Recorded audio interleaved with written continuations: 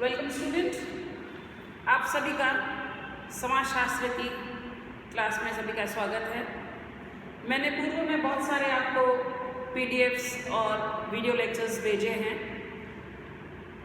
ये video lecture बनाने के पीछे पर्पस ये था कि एक आपको जो पूर्व में जो भेजा गया है उसका एक कंसोलिडेटेड फॉर्म मतलब जितने भी पहले जो दिए गए हैं आपको वीडियो लेक्चर्स उसका एक सार आपको मिल जाए और समाजशास्त्र विषय से एक ग्लिम्स पूरा मिल जाए और हम हमारा जो मूल टॉपिक है व्हाट इज़ सोशियोलॉजी उस पर हम बात कर सकें। तो जब मैंने आपको पीडीएफ भेजा था तो मैंने आपको बताया था कि हमने इसको 3 भागों में बांट दिया था। सोशियोलॉजी, समाज शास्त्र। और मैंने आपको कहा था पहली बात अगर हम बात करें तो व्हाट इज सोशियोलॉजी, समाजशास्त्र क्या है। और मैंने आपको जब ये बताया था सोशियोलॉजी जो वर्ड है, जो शब्द है, इसके बारे में जब आप विषय चुन रहे थे तो कहीं ना कहीं आपको लगा कि समाजशास्त्र something which is related to society. हम इसके अंतर्गत वह चीज़ें पढ़ने वाले हैं जो समाज से संबंधित हो या एसोसिएटेड हो। तो you are very much true कि हम इसके अंतर्गत वही चीज़ें पढ़ने वाले हैं जिसके बारे में थोड़ा बहुत नॉलेज आपको पूर्व में है। जैसे समाज क्या है, विवाह क्या है, परिवार क्या है, नातेदारी क्या है, इन सभी चीज़ों के बारे में हम समाजशास्त्र के अंतर्गत पढ़ेंगे। और अब आप ये सोच रहे होंगे, क्योंकि मैं आपको एक और इंटरेस्टिंग बात बता दूं कि समाजशास्त्र का एक विषय के रूप में 19th सेंचुरी में इसका उदय हुआ। It was introduced as a subject in 19th century. जब as a subject it was introduced in 19th century तो आप ये कहोगे कि जब हम पढ़ रहे हैं इसके बारे में, सोसाइटी के बारे में, समाज के बारे में, तो समाज तो बहुत पूर्व में बन गया था। पूर्व का मतलब क्या हुआ? जब हम एशियाटिक समाज के, आदिम समाज की बात करें, जब व्यक्ति जंगलों में घूमता था, समूह जीवन जीने लगा, धीरे धीरे कृषक समाज आया और समाज आदिम समाज से लगाकर आज जिस सभ्य समाज में, सभ्य समाज मतलब एक सिविलाइज्ड सोसाइटी में जो development through the stages of various development यहाँ पहुँचा है, तो हम समाजशास्त्र की विषय वस्तु, जो चीज़ें हम समाजशास्त्र के अंतर्गत पढ़ते हैं, तो ये जब से हमें थोड़ा बहुत ज्ञान आया और हम एक स्टेबल लाइफ जीने लगे तो हमें तभी पढ़ लेना चाहिए। या जब हम ये बात करें, हम वैदिक लिटरेचर की बात करें या हम एंशंट पुराण, महाभारत, गीता वगैरह इसकी बात करें या लेटर वैदिक की बात करें या हम ये कहें हम जनपद काल की बात करें, महाजनपद की बात करें या हम मुगल पीरियड, राजवंशों के टाइम की बात करें और इवन जब अंग्रेज जो है भारत पे जब राज कर रहे थे उस समय की बात करें, तो एज ए सब्जेक्ट जो है ये इंट्रोड्यूस 19th सेंचुरी में हुआ। तो ऐसा क्या हुआ कि ये एक नया विषय के रूप में समाजशास्त्र को इंट्रोड्यूस करने की ज़रूरत महसूस हुई। तो मैं आपको ये बता दूं कि समाजशास्त्र एक विषय के रूप में जो है भारत में नहीं हुआ, यूरोप में हुआ। इसका मतलब कुछ ऐसा गड़बड़ या हम ये कहें कुछ ऐसी परिस्थितियाँ या हम ये कहें ऐसी पृष्ठभूमि यूरोपीय समाज में ही जो है उत्पन्न रही होगी या पैदा रही होगी, या हम ये वहाँ की पृष्ठभूमि इस तरह की रही होगी कि समाजशास्त्र को एक विषय के रूप में जो है वहाँ के जो बुद्धिजीवी या विद्वान वर्ग था उसको आवश्यकता महसूस हुई।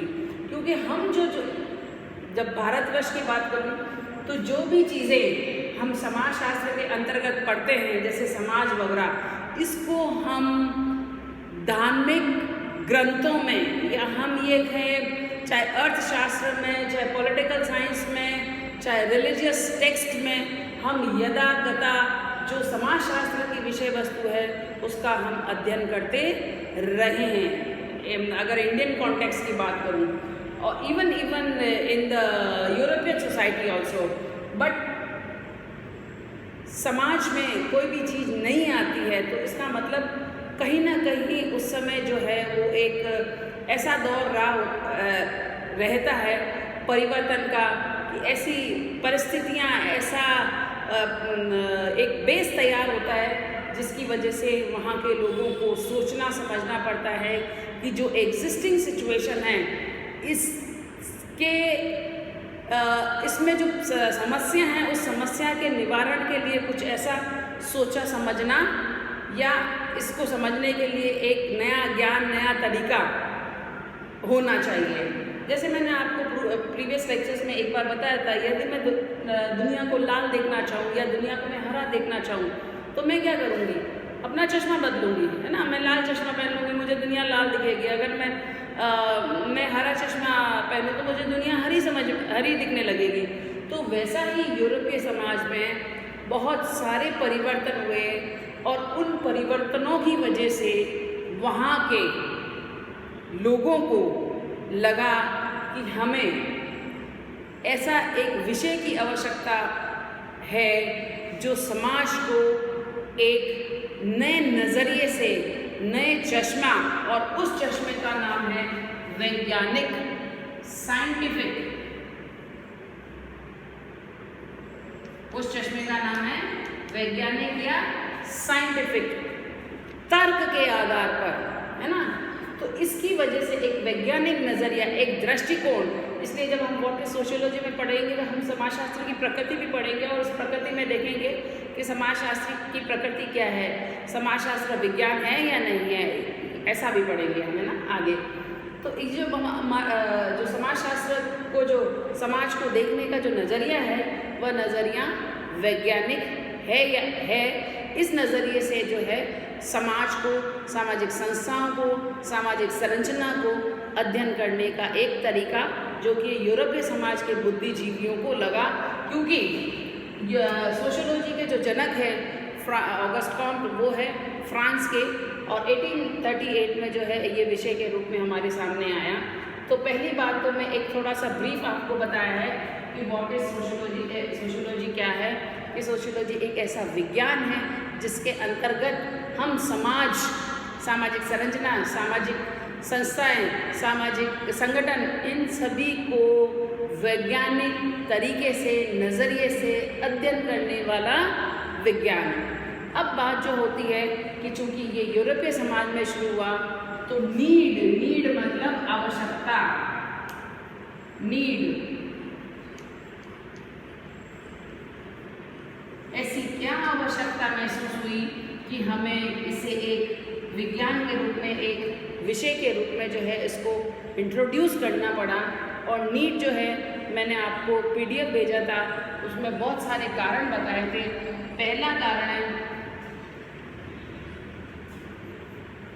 पुनः जागरण, जिसको हम कहते हैं रेनेसा। दूसरा मैंने आपको बताया था फ्रांस की क्रांति। तीसरा है सुधार आंदोलन। चौथा है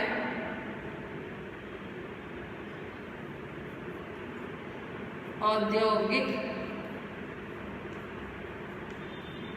क्रांति।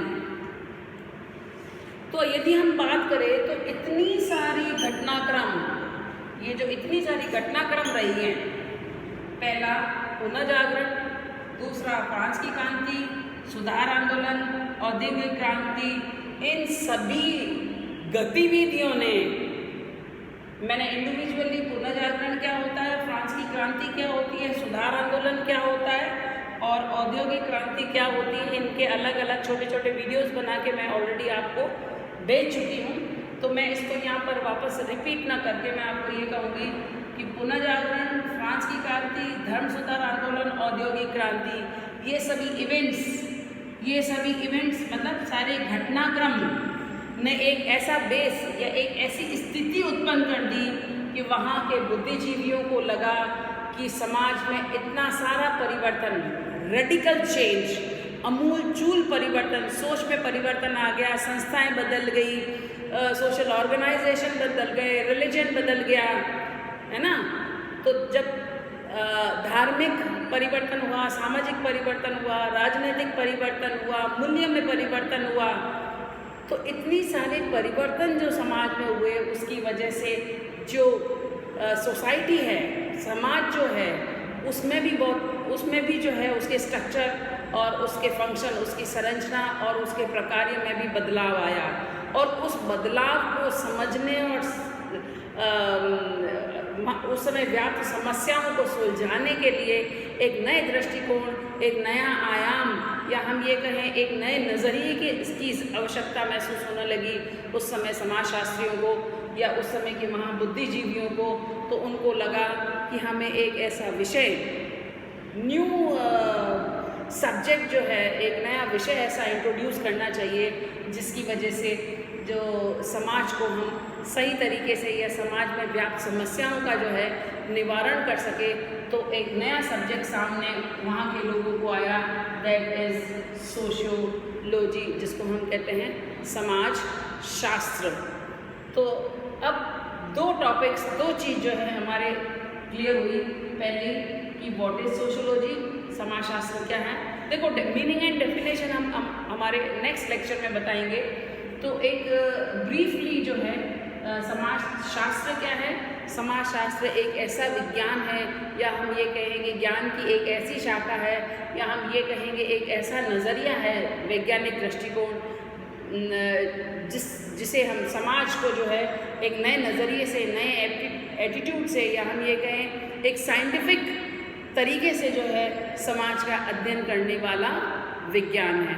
और ये एटीट्यूड क्यों डेवलप, या हम ये कहें एक ऐसा परसेप्शन जो है, साइंटिफिक परसेप्शन क्यों डेवलप करना पड़ा, क्योंकि उस समय जो है यूरोपीय देशों में जो आवश्यकता जो मैंने बताई, यूरोपीय देशों में बहुत सारी घटनाक्रम वहाँ पर हुए।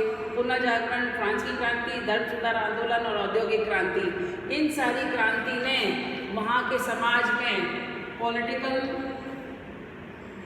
सोशल, रिलीजियस, इकोनॉमिक,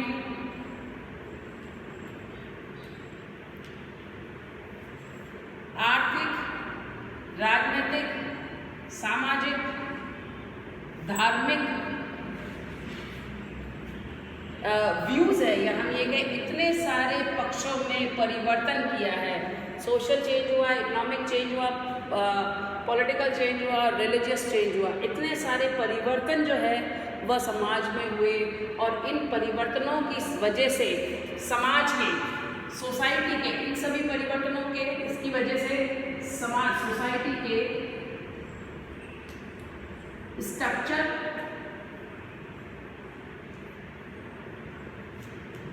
और फंक्शन, सोसाइटी